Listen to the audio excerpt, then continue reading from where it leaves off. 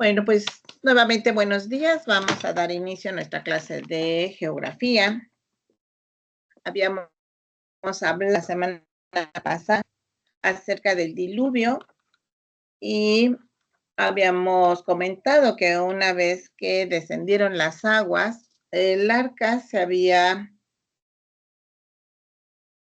cimentado en el monte Ararat, ¿verdad? Y decíamos, ¿dónde está el monte Ararat? ¿Alguien recuérdeme algo del monte Ararat? México. Yo, hermana. Sí, a ver, está en Turquía. Está en Turquía. Mide aproximadamente 5.137 metros y está cerca de la, ¿cómo se llama? De la frontera con Irak y Armenia. Ok, muy bien. Okay. Turquía y Armenia, ¿verdad? 5.137 metros. Y ahí es donde descendió el arca. Muy bien. Entonces, hablaba Génesis, y ya había descendido el arca, y descienden con ella Noé y sus hijitos, ¿verdad? Noé tuvo a 3 hijos, a Cam, a Jafet y a Sem. Y de cada hijo surgen varias familias. De Cam tiene 4 hijos y de sus 4 hijos surgen 30 familias. Que como van ellos a poblar diferentes regiones, aquí se van a empezar a separar, surge de Cam todo lo que es el lenguaje afroasiático. De Sem tiene 5 hijos y va a haber 26 familias. Aquí van a ser los semíticos. Y de Jafet va a tener 7 hijos y van a surgir 14 familias. Y van a ser los arios y los indoeuropeos. Vamos a ir viendo algunos de los grupos que surgen de Jafet. Déjenme ver quién pide acá.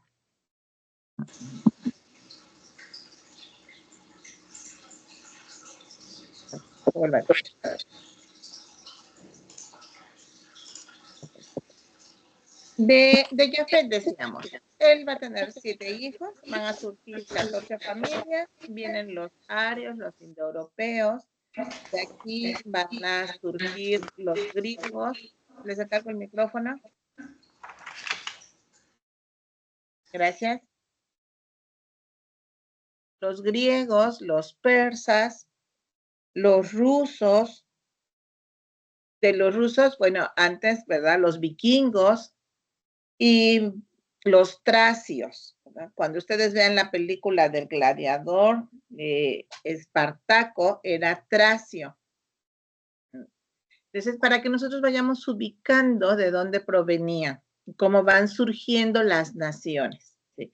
Entonces, ¿en qué áreas se van quedando? No fueron y se fueron a vivir todos juntos, ¿no? Se fueron dispersando. De Cam, que tuvo 4 hijos, y a su vez de ellos forman 30 familias. Bueno, está Uz, uno de los hijos de Cam, Canaán, ¿verdad? Misraín y Put. Y de aquí van a surgir los libios, van a surgir los filisteos, que ahí es donde son los de la franja de Gaza, los egipcios, los cananeos, los de Sidón, los de Sodoma, los de Gomorra, surgen los de Etiopía, y al venir de esta línea de Cus, va a tener a Nimrod, que la Biblia dice, vamos a ver Génesis 10:8.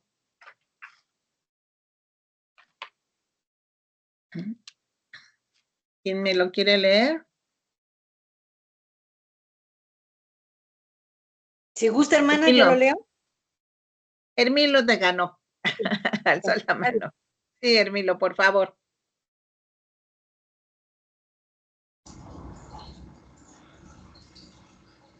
(10:8) dice, y Cus engendró a Nimrod, quien llegó a ser el primer poderoso en la tierra. Si gustas hasta el 10.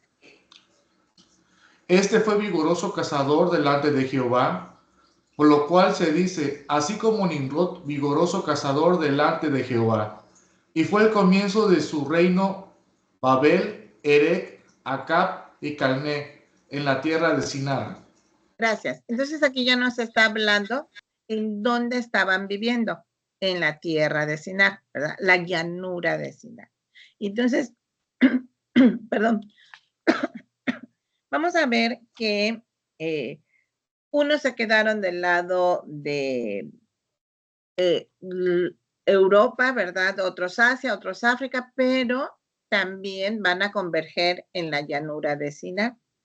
Entonces, Nimrod se va a la llanura de Sinar, donde también va a estar Sem. Pero Nimrod habla la Biblia que fue el primero en levantarse. Significa Nimrod tirano o rebelde.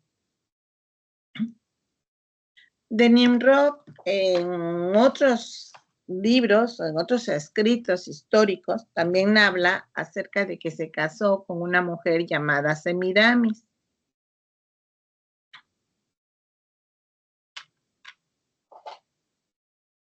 Y de aquí es que va a surgir la cultura sumeria.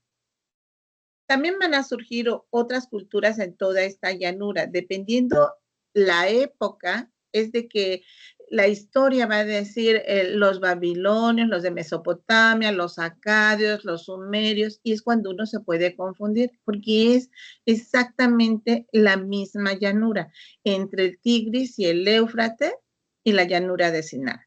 Pero unos van a estar más al norte, otros más al sur, más al centro, y dependiendo de la persona que esté al frente en ese momento y que los lleve a las victorias, es que va a hablarse de esa cultura. Pero iniciamos con los sumerios, alrededor de 5.200 años antes de Cristo. Nimrod es el que va a empezar a construir todo lo de la ciudad y también una torre. Pero hablando, haciendo un paréntesis entre lo que construyó Nimrod y yéndonos del lado de Semiramis, también fue conocida como Rea, posteriormente de que Nimrod murió. Y también ella se hizo llamar Madre de los Dioses, porque ella dijo que después de que había muerto Nimrod, ella de manera milagrosa había engendrado un hijo llamado Tammuz. En la religión que ella inicia, que ella está formando, donde habla que todo fue de manera milagrosa y que se va a hacer llamar Madre de los Dioses, pide también que haya votos, que haya celibato, hace un tipo de rosario y el agua bendita.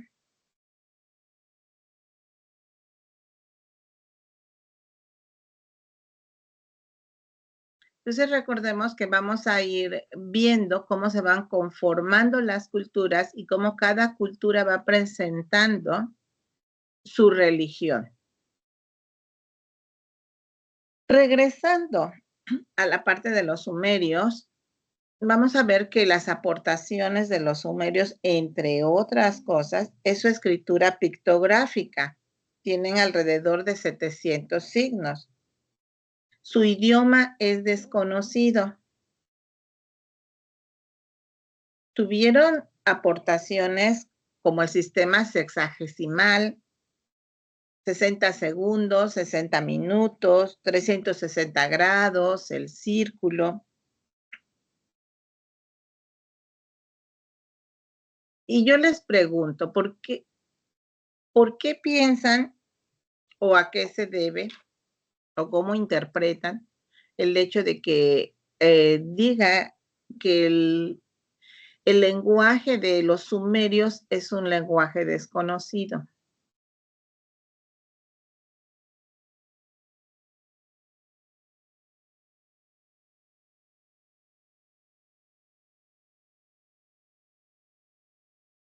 ¿Sí, Hermilo? Puede ser por la historia cuando estaban todos unidos en un solo idioma, haciendo la torre de Babel, queriendo igualarse a Dios o llegar hasta donde estaba Dios a la cúspide. Y vio Dios que no era bueno, entonces confundió a todos y luego les hicieron diferentes tipos de idiomas. Y por eso es que se perdió el idioma sumerio. O sea, pienso eso. Sí, ellos traían, recuerden que vienen son antidiluvianos, ¿verdad? Cuando suben a la barca, ellos ya traen un lenguaje y traen un conocimiento, ¿sí? Tanto cultural como religioso. Noé traía un conocimiento correcto, creyó en Dios y por eso logró salvarse de diluvio. Y los hijos junto con él, pero traían también ya un conocimiento incorrecto prediluviano, ¿sí? En el momento que se subieron a la barca, no eliminaron los conocimientos que tenían. Y aquí va a venir nuevamente una lucha para no regresar al tiempo pasado, ¿sí? Porque es como cuando nos pasa a nosotros cuando aceptamos a Cristo. Nosotros traemos ya una concepción, en algunas partes correctas y en otras incorrectas, ¿sí? Pero muchas veces, o sea, sí aceptamos a Cristo, pero si no tenemos una enseñanza correcta, ¿verdad? Nuestro pensamiento no va a tener una metanoia. Y recuerden que tal es el pensamiento del hombre, tal es él. Y sobre todo en cuestión hacia Dios, ¿sí? Y si no se nos enseña correctamente, no tenemos una regeneración de nuestra alma. Entonces, ellos tenían una concepción ya de Dios. Ellos suben al arca, bajan del arca, inician una cultura, pero no tenían amnesia, ¿sí? Ellos ya traían una concepción. Lo que tenían que hacer era soltar sus costumbres, soltar todo aquello con lo que estaban conviviendo, ¿verdad? Recuerdan que hay un pasaje en la escritura, ¿verdad? En que también nos habla acerca de de limpiarnos nuestras manos y nuestros pies cuando ya somos salvos y todo. ¿Por qué? Nos habla de nuestros actos de justicia, pero también de que limpiemos nuestra inmundicia de lo que en la sociedad nos contamina. Entonces, pues así ellos habían ya bajado del arca, ya habían descendido. Ahora lo importante iba a ser permanecer en ese conocimiento que ya traían de un Dios verdadero, ¿sí? Pero recuerden, también traían lo que culturalmente ellos conocían que era incorrecto. Y entonces vemos que Cam se desvía, ¿sí? O sea, acaban de salir de un diluvio, acaban de ver el poder de Dios, la protección, el cuidado, y Cam se desvía. ¿Esto qué nos hace pensar a nosotros? El hecho de que nosotros seamos cristianos, seamos salvos, no nos quita de esa situación de que no enseñemos correctamente a nuestros hijos, a nuestros nietos, a nuestras generaciones venideras, ¿sí? Porque Nimrod era apenas el nieto de Noé y ya hubo una desviación total, ¿sí? ¿Por qué? Porque si se desvía, va uno transmitiendo nuestros pensamientos, nuestras enseñanzas, nuestras costumbres. Y entonces vuelve a haber una desviación. Están saliendo de una situación equívoca y están regresando, al menos Cam, sus descendientes a esa situación. Y entonces Nimrod inicia toda esta cultura, ¿sí? Pero hacen la torre, ¿verdad? Entonces se les llama los sigurats, empiezan los sigurats conocidos, ¿verdad? Que en Babel significa confusión y en acadio significa puerta de Dios, el hablar de un sigurat.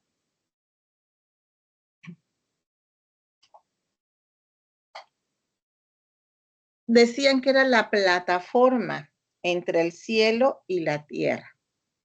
Y aunque aparentemente pudiéramos decir, bueno, la intención era unir al hombre con Dios, pero se han encontrado los escritos de que hablan acerca de acercar al hombre al cielo, pero para el dios Marduk, becerro del dios Sol, y lo representaban como un dragón y una serpiente. De entrada ya se habían inclinado nuevamente por un dios falso. Los sigurats, construidos de ladrillos secados al sol. Según el historiador Heródoto, él describe que secaban los ladrillos al sol, describe que en la parte superior tenían santuarios y que las funciones también eran de seguridad, donde los sacerdotes ellos iban a poder escapar de las inundaciones. Hacía muy poco tiempo había habido el diluvio, ¿verdad? Y ellos pensaban que se iban a poder proteger haciendo una torre alta también y donde los sacerdotes pudieran escapar. Solamente a ellos se les permitía el acceso. En el libro de los jubileos habla acerca de que fueron construidos con betún del mar de Sinar. Nuevamente nos está hablando de la llanura de Sinar, nos está dando una ubicación. Vemos que no únicamente la Biblia habla acerca de estos eventos. Recordemos, cuando alguien diga que la Biblia fue plagiada, no, sencillamente todavía no existían los hebreos. Estamos hablando en un tiempo donde no existían los hebreos. No estamos diciendo que Noé era hebreo, todavía no existían, ¿sí? Pero sí existía ya Noé y sus descendientes. Y en el libro de Jubileos, entonces nos dice que fue con betún del mar de Sinar que construyeron la Torre de Babel. Nuevamente vemos, ¿verdad?, que hay una corroboración.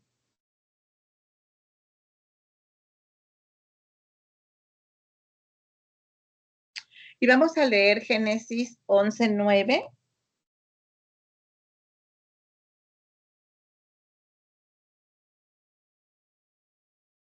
Maestra, Sí, Gaby. una pregunta. ¿El dios Marduk era una serpiente y un qué? Dragón. Así lo representaban. Una cabeza de dragón con cola de serpiente.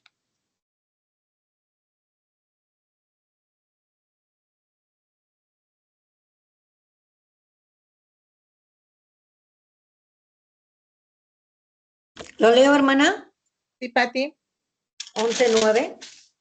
11:9, por favor. Por esto fue llamado el nombre de ella, Babel, porque allí confundió Jehová el lenguaje de toda la tierra, y desde allí los esparció sobre la faz de toda la tierra. Gracias.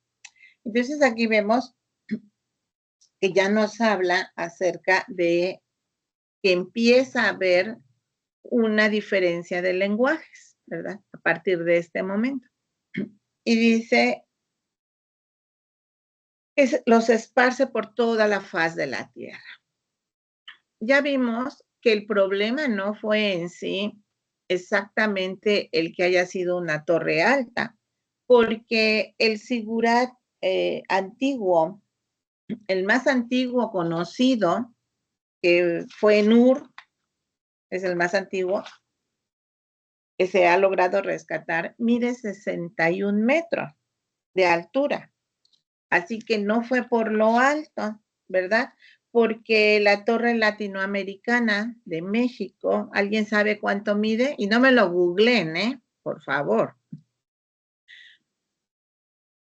Porque San Google, pues sí les resuelve todo, ¿verdad? Pero a ver, un aproximado, la gente que ha ido a México, ¿verdad? Que vea la altura de la torre, pues tan solo por cada metro, por cada piso tendrá 3 metros, más o menos, ¿no? Más o menos. No soy arquitecto, pero bueno, 180 metros mide la torre latinoamericana. Así que si fuera por la altura, ya la hubiera destruido el Señor. Y en Dubái hay un edificio de 828 metros en Dubái. Quizá ya hay más altos. Pero bueno, el que yo chequé mide 828 metros. Contra 61 metros de un zigurat, definitivamente no era la altura, era la intención, ¿sí? La intención con la que se. Entonces, muchas veces nosotros lo que tenemos que revisar en nuestra vida es la intención con la que hacemos las cosas. Por eso dice que la escritura, que el Señor conoce lo profundo de nuestros corazones. ¿Sí, Hermilo? Bueno, yo también tenía entendido, aparte de eso, que también sustituyeron la piedra por el ladrillo. Entonces es lo que yo he aprendido de que, pues si la piedra representa al Señor Jesucristo y que, pues Nimrod viene de una descendencia de un hijo que no fue obediente, de Cam, porque descubrió la nudez de su padre y ahí lo maldijo su padre y tendrá que ser esclavo de sus hermanos, ¿no? Entonces, también yo veía todas esas situaciones, nada Sí, más. gracias. Aquí la esencia es esa, ¿no? Que Cam se había desviado y transmite uno de una manera u otra, ya sea con palabras o ya sea con actitudes, a los hijos, ¿sí? Y a las generaciones. ¿Qué les estamos transmitiendo? A veces queremos que nos obedezcan o que sean obedientes y ellos lo que ven es que no obedecemos a los jefes, que no obedecemos a los pastores, que no obedecemos a ninguna autoridad y bueno, estamos transmitiendo un mensaje, ¿sí? Efectivamente, Cam se desvía y con él se desvían sus generaciones. Tenían la oportunidad, como todo ser humano, para regresar a lo correcto, pero cada quien decidió continuar por ese camino. Entonces, si una persona se desvía y posteriormente viene la generación siguiente y también con ese conocimiento se desvía y aparte, como dice, era rebelde, ¿verdad? Pues todavía se fue por ese camino, ¿sí? Y entonces vamos viendo que se van regresando a las costumbres, a las religiones pasadas, antediluvianas, ¿sí? Donde vienen saliendo de eso, y al menos ya la línea de Cam ya se está regresando. ¿Sí? Apenas la tercera generación. Entonces, no estemos seguros en nuestras fuerzas de que porque nosotros ya aceptamos a Cristo, ya todas nuestras generaciones. Tenemos que hacer ese camino. ¿Sí? Entonces, hablando de toda esta parte, ¿verdad? De los sumerios, y surgen todas estas civilizaciones, bueno, entonces vemos que ya habla acerca también de un lugar llamado Ur. Ur-Kasdim posteriormente va a ser llamado Ur de los Caldeos. En este momento no, porque todavía no estaban los caldeos.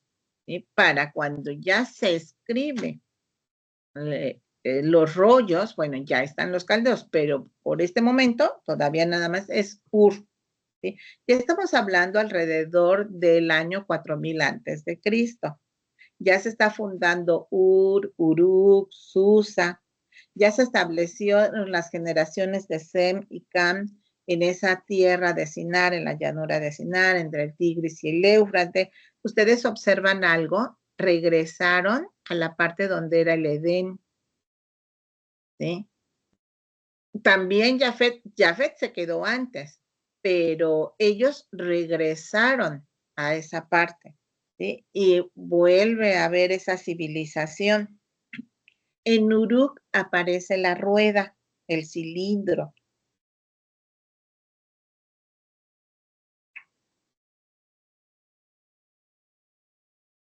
Y nosotros leyendo en escritos de Gilgamesh, que gobierna Sumer, también que les decía, hablan en esas tablillas acerca del diluvio, también hablan acerca de textos acerca de Dios. Voy a leerles un texto que fue encontrado, un texto sumerio que fue encontrado Y dice, su corazón se enfermó. Babilonia sometió a los pequeños y a los grandes. Él, refiriéndose a la deidad, así le decían, él, al Dios verdadero, a lo demás sí le ponían nombre, confundió sus lenguas. Su lugar fuerte, que por muchos días ellos edificaron en una sola noche, él lo trajo abajo. Recuerden, en el pasado, cuando hablaban de Dios verdadero, del Creador, entonces estaban hablando, nada, le ponen la palabra él. ¿Sí? Cuando se refieren a sus otros dioses, sí dan el nombre de los otros dioses.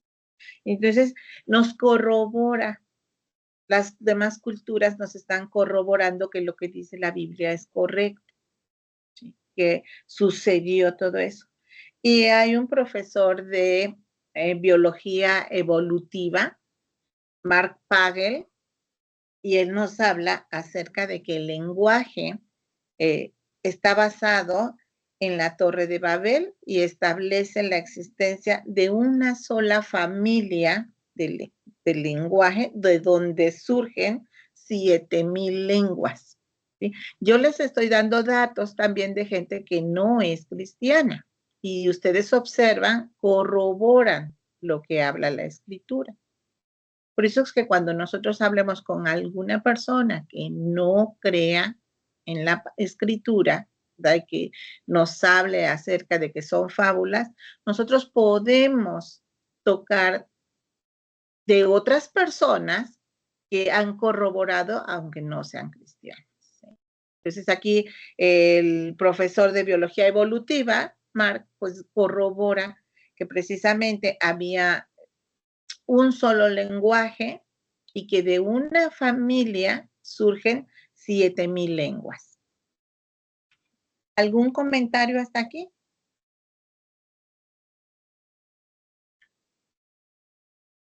¿Vamos bien? Ok. Entonces vemos, ¿verdad? Que siguen pasando los años, ya está desarrollándose Ur, ya se desarrolló Uruk, ya inician ahora también hablar acerca de los acadios, ¿verdad? Igual se van a desarrollar en la misma región de Sumeria, ¿sí? En la misma región donde está entre el Tigris y el Éufrates, en la llanura del Sinar, pero más al norte. Entonces los sumerios están al centro, Ur está al sur y los acadios están al norte. Y se levanta ahora un personaje llamado Sargón I.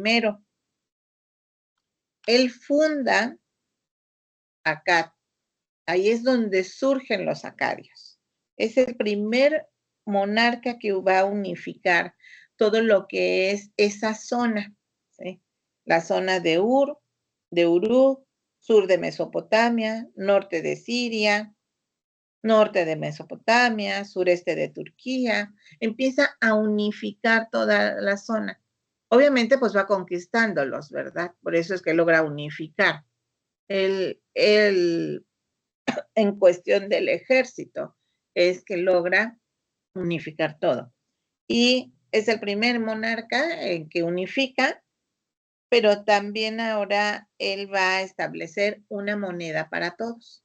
Entonces ya inicia un sistema monetario para todos ellos. Pero también introduce el saqueo. Está permitido que lleguen, saquen los pueblos conquistados, porque con eso va a mantener el ejército. ¿Se fijan cómo va cambiando la cultura, cómo se van estableciendo las bases para llegar hasta la actualidad? O sea, todo fue muy paulatino, ¿no? O sea, primero los sumerios dieron unas aportaciones, luego los de Babilonia, luego los acadios. Cada vez que alguien iba subiendo en el poder, iba dando una aportación más para ir estableciendo una nueva manera de la civilización.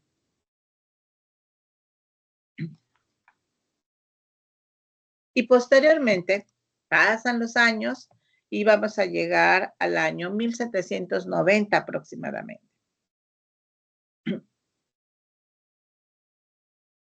Y aquí va a surgir otro personaje, un rey de Babilonia, es el sexto rey de Babilonia. Recuerden que pasaron muchos años, va a haber temporadas en que los babilonios están en el poder, otra temporada los sumerios, otra temporada los de Mesopotamia, otra temporada los acadios. Son luchas, están luchando por el poder, cada quien va estableciendo formas de vida, van estructurando una sociedad y bueno, llegamos ya, no, vamos primero al 2112 antes de Cristo, Urnamú. Él va a construir un centro que se llama el Tenemos y es donde, es como una ciudad.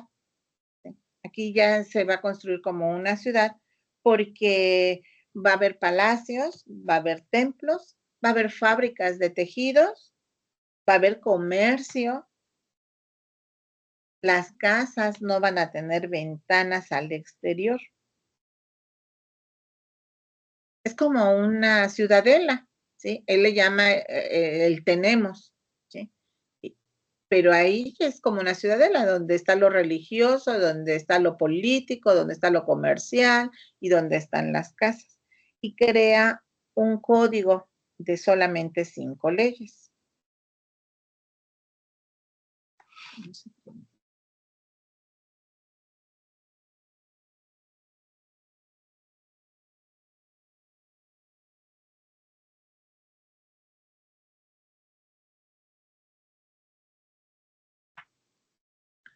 Vamos a leer Génesis 11:31.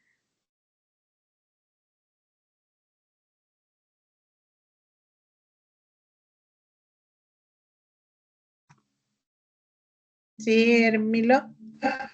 Dice, y tomó tarea a Abraham su hijo, y a Lot hijo de Harán, hijo de su hijo, y a Sarai su nuera, mujer de Abraham su hijo, y salió con ellos de Ur de los Caldeos, para ir a la tierra de Canaán, y vinieron hasta Harán, y se quedaron allí. Gracias. Entonces ahorita lo que ya vemos es de que ya estamos en el periodo en que ya está Abraham, ¿verdad? En ese mismo periodo, pero en otra ciudad, está Hammurabi. Y él establece el código de Hammurabi, ¿verdad? ¿Alguien ha escuchado de hablar del código de Hammurabi? En la primaria nos lo enseñaban, ¿verdad? Y es un conjunto de leyes. Ahí se menciona la ley de Tailón. Es un principio jurídico de justicia retributiva. El castigo se va a identificar con el crimen. Eso es a lo que se refiere la ley de Tailón.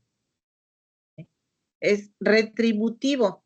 O sea, ¿me quitaste 2 pesos? Tomo 2 pesos. Por eso es que entonces surge ojo por ojo y diente por diente, ¿verdad? Tailón es del latín talis, que quiere decir idéntico o semejante. Hammurabi es el que va a llevar la ascensión de Babilonia como imperio, pero él fue el que establece ya el código. Primero, recuerdan, Urnamú solamente dio 5 leyes, un código de 5 leyes. Aquí ya se extiende.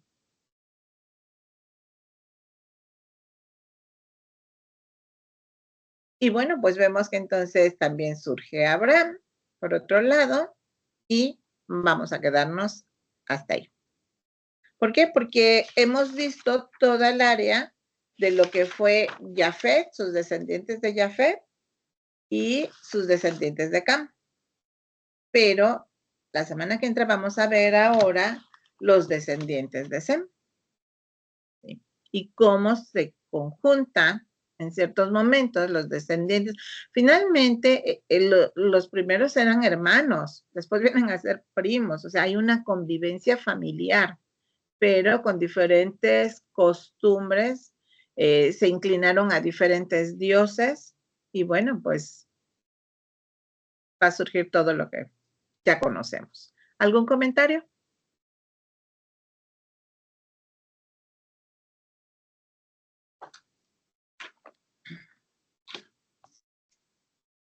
¿Todo claro, entendido? ¿Fácil? Vamos por un 10 para geografía. No se preocupen, no les voy a preguntar tanto. ¿Sí? 10 preguntas, 15 máximo. ¿Eh? Les voy a dar una guía antes del examen. La van a ir contestando ustedes por el grupo de WhatsApp. Yo se las mando por el grupo de WhatsApp. Ustedes van a ir contestándola entre ustedes. Yo los voy a dejar que contesten si están bien o están mal. Ahí los dejaré y ustedes se corregirán.